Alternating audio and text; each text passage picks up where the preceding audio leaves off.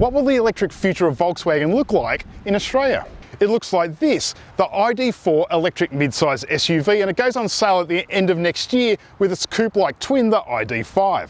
And we're going to drive this one here in Oz today. But before we jump in and see how it goes, first let's recap on what it is. The ID4 is about the size of a Tiguan, and it's going to go on sale from about $60,000, which is how much you would pay for a 162 TSI.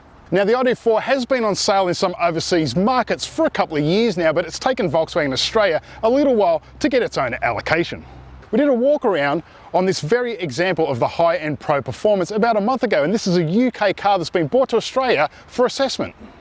This example is rear-driven with a single electric motor on the back axle, good for 150 kilowatts and 310 newton meters. And it sits on a dedicated modular electric battery platform called MEB. The MEB platform locates its battery down here low and between the axles, and it's rated at 82 kilowatt hours, although in terms of usable power it offers 77 kilowatt hours. It's currently the largest battery offered on the rack for Volkswagen globally, and it's good for a range of 522 kilometers WLTP. Its styling is quite innocuous, which is precisely the point, because the ID4 is supposed to look more mainstream than it is funky.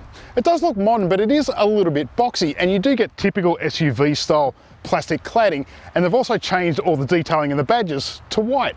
There is certainly a design kinship with the likes of Golf and Tiguan, although it is a natural and more futuristic evolution.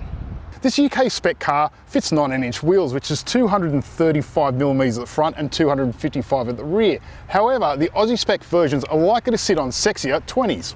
So right, let's check out the inside. The ID4's interior design is a neat amalgamation of Volkswagen present and future. Some of the look and material use is very conventional, such as the steering wheel, the plastics, and the vent design. But a lot of the other elements are very forward-thinking, such as this sort of dual floating digital screen, which includes this 12.5-inch touchscreen infotainment. And you also get augmented reality in the head-up display. It remains to be seen whether or not they will be optional or standard on the Performance Pro, but this version gets these heavily sculpted microfleece seats, and they're very comfortable. You also get these neat fold-down captain chair armrests, which is because the center console is so low and some of its content is modular, so you can move things around like the cup holders. In an overall sense, the cabin is quite clean and conventional. Everything is intuitive and placed where you'd expect it. So far so normal for up the front, so let's check out row 2.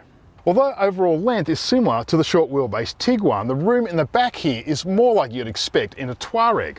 The electric format allows a very long cabin with a very set forward firewall, which is why you get so much cabin length, which translates into excellent knee room, headroom and shoulder room. This version also gets a panoramic glass roof, dual USB-C ports and third zone climate control in the rear.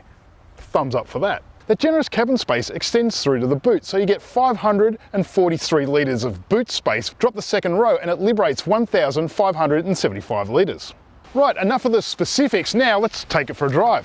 Off the mark or on the move, the ID4 is smooth, quiet and progressive in response, so there's no surprises there. But what it doesn't have is that humongous torque surge that we've come accustomed to with electric motoring. And you know what? That's not necessarily a bad thing. There's certainly ample torque on tap, it's just not out there to shock you with sheer acceleration. And frankly, most owners aren't going to use shocking acceleration most of the time. Don't get me wrong, I like manic EV thrust as much as any enthusiast does. But the reality is that I would trade some drag racing party trick for longer range in the real world. And I think a lot of owners would too. When it comes to outright range claims, the Pro Performance has a very healthy 522 kilometers WLTP. And the high-end version also comes with a consumption claim of 17.2 kilowatt hours per 100. Now, driving a prototype around a closed test course isn't really going to give us a true indication of what its capabilities are, so we're going to have to wait till next year with a production version to see what it's actually capable of. Recharge times? Well, on a 125 kilowatt DC fast charger, it's claimed to go from 0 to 80% charge in 33 minutes. That's not too bad, but it's not too great either. Plug it in at home on a single phase 2.4 kilowatt charge, and it's going to take you a bit over 28 hours. So how about the rest of the driving experience? Well, the Pro Performance clocks in at around 2.2 tonnes curb.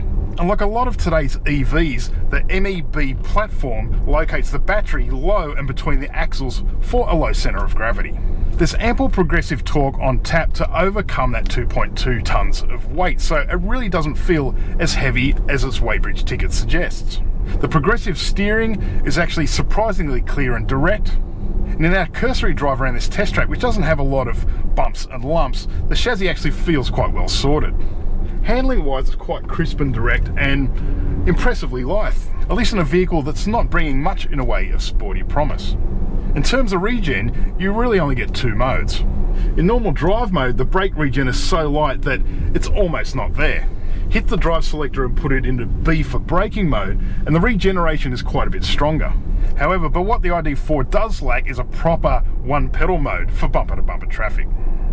One observation is that the MEB platform isn't quite as evolved and well sorted as the internal combustion MQB platform that underpins the likes of Tiguan. But if the first taste of this ID4 is anything to go by, the MEB platform is really well sorted for ride and handling, which bodes well for its evolution moving forward into the future. And although these are bold new frontiers for Volkswagen, its execution does feel very natural and approachable. The big question is whether the ID4 really is a fitting electric Tiguan for tomorrow. The DNA around ID4 mightn't be as evolved or as polished as the underpinnings of some of Volkswagen's internal combustion cars. But the ID4 does feel in most respects quite resolved and well sorted.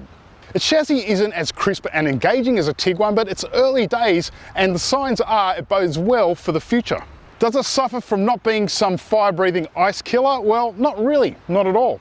The Volkswagen has aimed the ID4 towards more daily driven normality is refreshing to say the least.